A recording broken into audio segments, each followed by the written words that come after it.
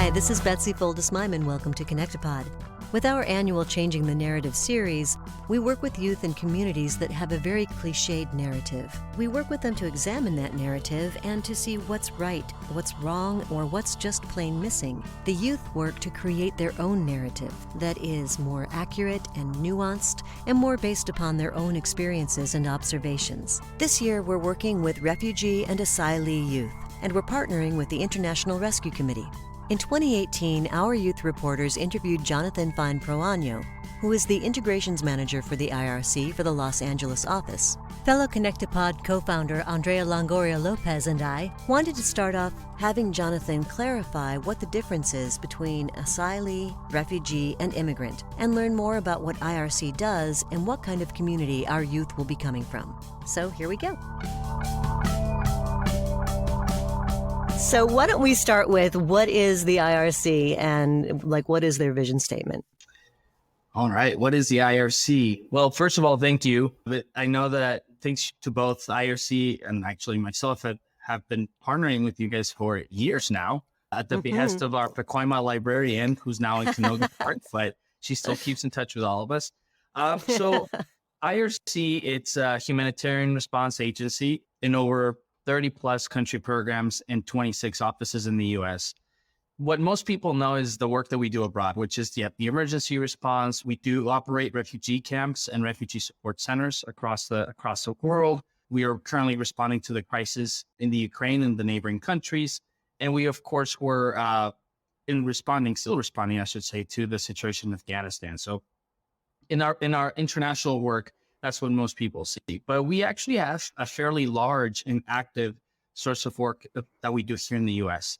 And that's focused in helping refugees, asylees, and immigrants integrate into the fabrics of their communities. So we have our traditional, let's call it refugee resettlement, which helps refugees and asylees find their footing in their first 90 days, identify housing, getting kids enrolled in school, helping the adults find their first job in the US, hopefully go back to school as well.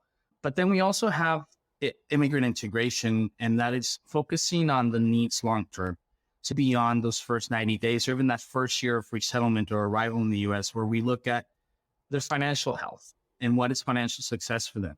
Well, we look at their language needs. A lot of them may not speak language natively or fluently to be able to be employed or go back to school. So that is a long-term skill that we work with them. And for a lot of them, if not most of them, we focus on helping them reach that final step in their immigration path, which is becoming citizens. And then hopefully we actually don't see them again, because that means that we've done our job and they've reached the end point of that road. What comes to mind when you say that is our series together is called Changing the Narrative, Refugee and Asylee Youth. So what is the difference between refugee and asylee? Theoretically, there's actually two definitions for a refugee.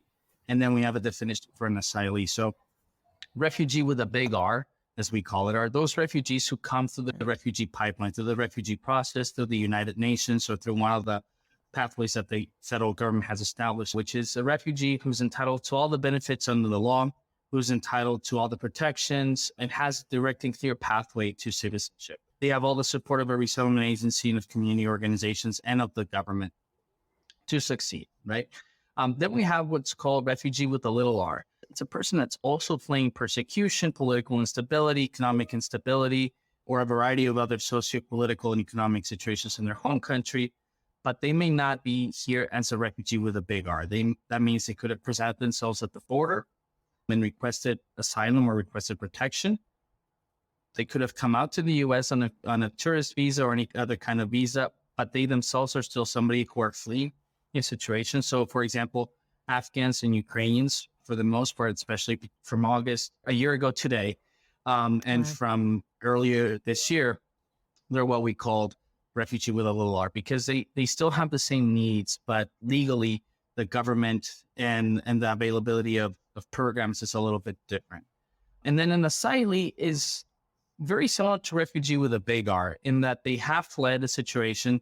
They were able to present themselves, however, at a border with the United States or within the United States and have requested asylum. So they're seeking asylum, and they're going to go through a legal process to demonstrate that yes, they're indeed eligible for that asylum status. And then once that asylum is granted, or if that asylum is granted, then they're warranted and granted the same protections as refugee with a big R. 90-day service period, access to public benefits, and a direct and clear path to citizenship eventually. When we first started talking about changing the narrative and doing this, we were thinking about the languages that we would need to be able to work through translators with a lot of the kids. And it wasn't just Spanish, but it was Quechua and it was, indigenous languages. But now it's increased to include Ukrainian and Pashto and Dari, right? So your whole group right now, the group of kids that we're going to work with, what is the span of their cultural backgrounds? So the population that IRC works with right now, which is Unaccompanied Children's program, these are all minors who were presented at the border and normally without a guardian, without an adult with them.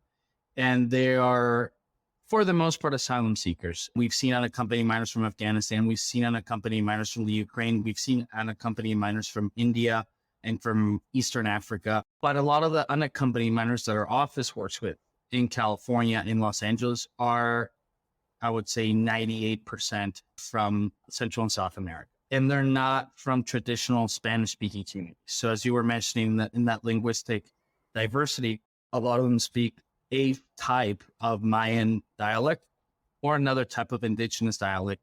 They speak Spanish because they were living in Spanish-speaking countries. The native languages of most, if not all, Latin American countries, with the exception of Brazil and the three little countries on top, is Spanish. But they may not know how to navigate legal terms. They may not know how to navigate school terms. Simple as you need to go register for school. Well, what is register?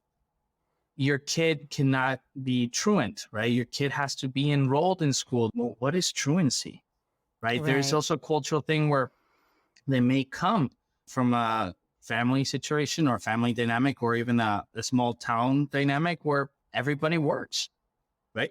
I come from Ecuador. I was born in the capital, but you can easily drive in any one direction 1 hour, and you can find social groups where, it's perfectly acceptable and fine for kids to be working, right? In the US, minors cannot be working. You cannot have a 10 or 12-year-old out in the fields, or you cannot have them working out in your mechanic shop.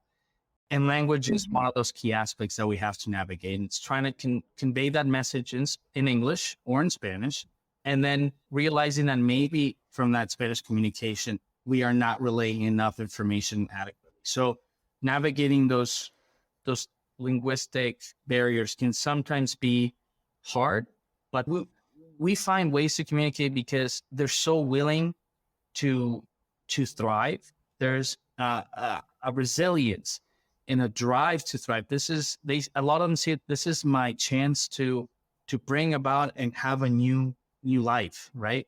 They'll also go out of their way to find ways to communicate with you, and we will meet them and try to make it as seamless as possible. We've been lucky in that way. We put that out through a friend of ours who works through the UN that we're going to need some translators. And we've had several people with Pashto and Dari come forward and say, I want to volunteer for this project. The immigrant refugee community seems so willing to help each other. I'm a very big proponent of I learn what I teach. Mm-hmm. So even in the citizenship classes, when you guys interviewed me and we did that first episode, within the citizenship classes, we encourage students to teach each other, right? Like we have the teachers, we have the instructors, we have the tutors, we have the material. Everything's in English with language translation for a few things, but we encourage them to teach each other because they understand each other even better. And we tell them, come back, tell your classmates from your own class, how was the interview? How did it go? What did the officer say? And they're going to appreciate it even more because you've been through it. When we interviewed you with the kids, we did that at the Pacoima Library. I think we work so well together because that's how we approach it too, because those kids were learning how to interview by interviewing you. And they were at varying levels of proficiency, and the ones that were very proficient led the ones that weren't. The scope of this project is huge because we're working remotely because of the pandemic, but really a lot of it is because of distance. So can you explain a little bit of where all of the kids that we are going to be working with, where they physically are? Right. So the service area for our office is actually a fairly large service area. Our clients in Orange County are part of the service area.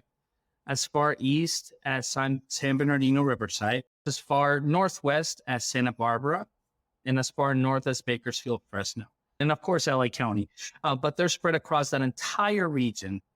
It's always that kind of like blessing in disguise of COVID is it allowed us to broaden our services virtually to make it accessible to our clients who are out in Fresno or Bakersfield, who are out in San Bernardino Riverside or in Palmdale or in Victorville, because now they know that they can have access to us and to the services virtually. If you're not from LA, that Sure. service area is a diameter of several hundred miles, right? Across that circle of that circumference. So that's a huge amount. We were talking about possibly doing the end product of this collaboration, which would be an audio play based on all of their experiences in person, but it's not possible for minors to get Ubers to be able to get together. So therefore, it will mostly be remote unless we can figure out a way to do that. Before the pandemic, then, were your services not offered remotely, or were people just not aware of it or not used to doing things remotely? Well, there's that. I think that would be one of the biggest differences. And not only for us, there was no feeling that doing things remotely or virtually was an okay thing. It was seen as either cheaper or lower quality, or it's not the same. But we realized, and we've been able to show, it's like you can get the same service, right? You don't get the face-to-face human contact. That's definitely something that we cannot ever get with virtual services. But it's the accessibility piece. As an agency nationally, we all thought that our programs were accessible. In our minds before COVID, and many of us thought about this across the world, they're like, oh yeah, our programs are accessible. And we realized, well, shoot, now I have clients that I before never saw jump on a call, or I would have never seen at a library or would have never seen at the office. So all our caseworkers, whether it's in the resettlement program or with the Unaccompanied Children's program, have not only an obligation, but it's something that we want to do, to go see the family or the child in person. Now we tell them, well, look, you don't have to drive out to our office. You can do them now on Zoom. Which is a wonderful thing because it really cuts out the cost of gas and the cost of time away from jobs or childcare. Yeah, it'll be interesting to see if we can pull this off of doing a hybrid, because like you said, it's like that human contact creates such a different product as far as communication. But, you know, it might end up being all remote, but hopefully we can do that and get, everybody together towards the end of it.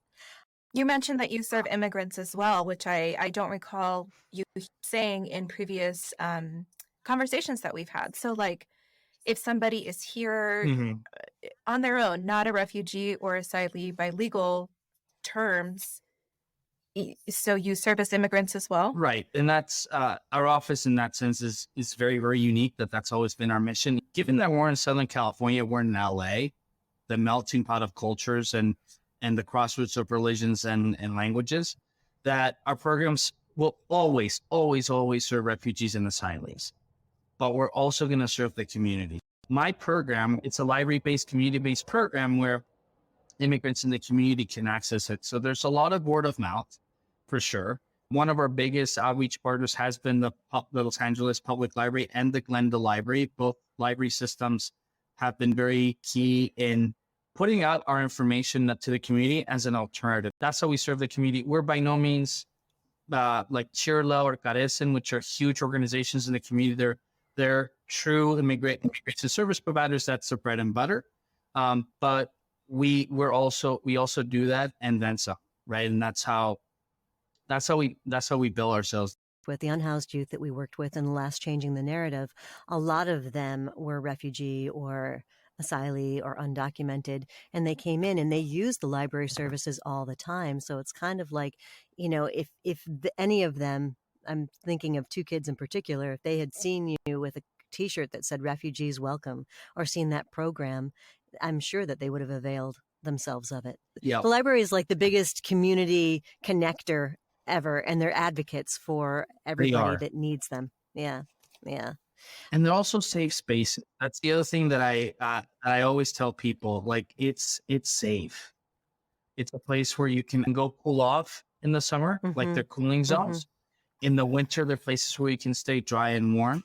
But you can also grab books, newspapers. You never know what program is happening in a community room ever. And for all you know, you might end up meeting all the resources and services you need, or you may walk out with baskets of food. Yeah. So that's where the library becomes this place also of connecting, like you were saying, Betsy, but it's a safe space to connect.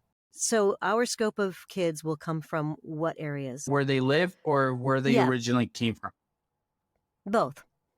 Most of them are in LA County or in the neighboring county, not too deep into their area. So right, but we're coming from, you had mentioned someone in Victorville, someone down in South LA. So we're coming from like a radius of 100 miles, right?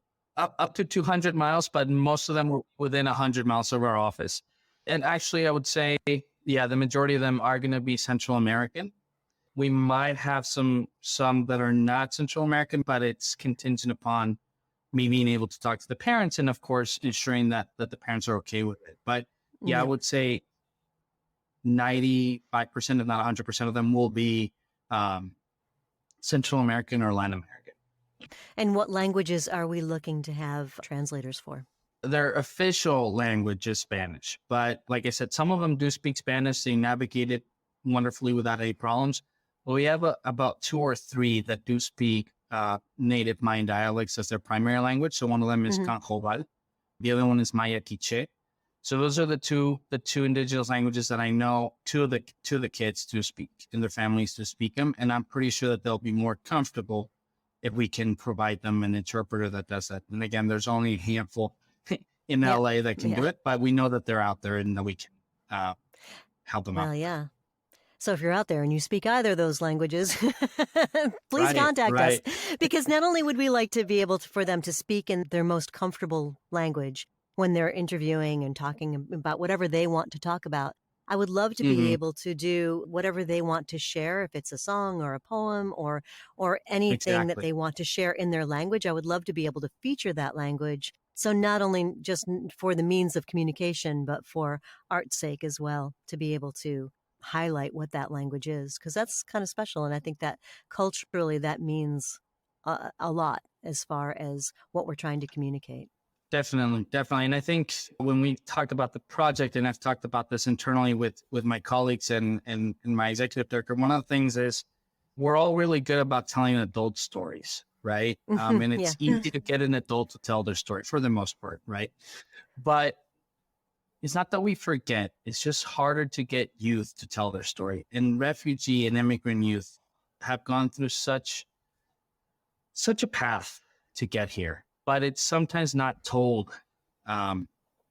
purely enough. There's and we've talked about this. There's the purity and innocence and untarnished view of what happened to them when they got here, or what it means for them to be here. That I think that we can do it in their native language. That's amazing. But if they want to do it in Spanish, we have some of them that are actually picking up English very quickly.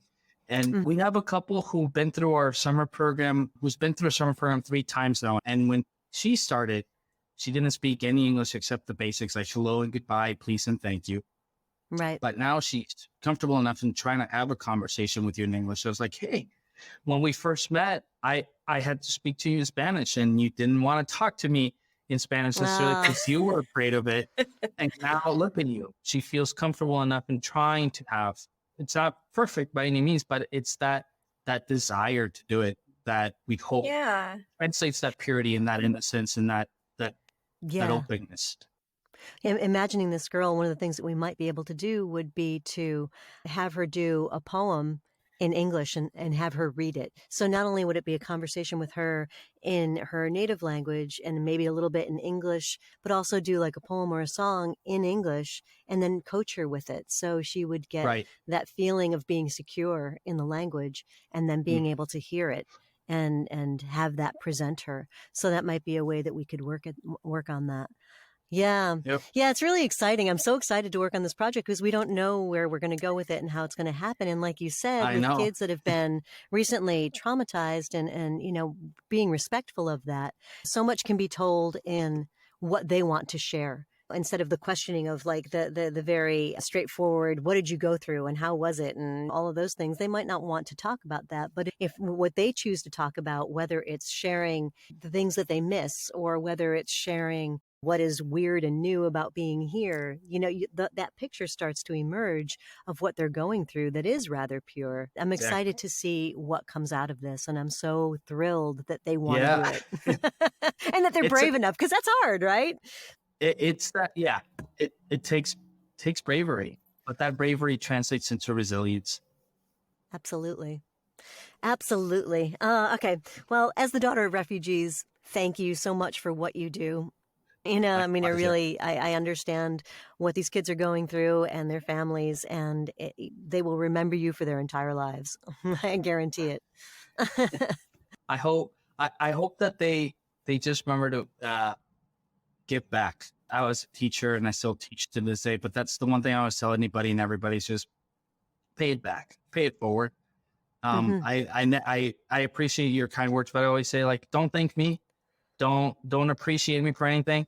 Just go out and do what you can with what I gave you. And if that means helping your community, that's great. If that means going out and opening up your own business, that's wonderful. Just go out and do something. That's all. And that's all that actually immigrants want to do. They're already appreciative enough of the opportunity to be here, no matter how they got here, that they want to give back. And if IRC, ConnectPod, Carece, and Catholic Charities, any of the other organizations can be a part of that, I see it as we've done our piece. And it's up to them to take it from there and run crazy and, be successful and create their own version of success. Yep. Yeah. Jonathan, thank you so much. As always, it's a pleasure working with you. Thank you, bro. And, Thanks again. Have a great week. All right. Take care. Bye. We are so happy to work with collaborators like Jonathan, so gracious and so effective at what they do. And thank you to the California Arts Council for helping fund this project. We look forward to bringing you the refugee, asylee, immigrant experience from a youth perspective. Stay tuned. Thanks for listening.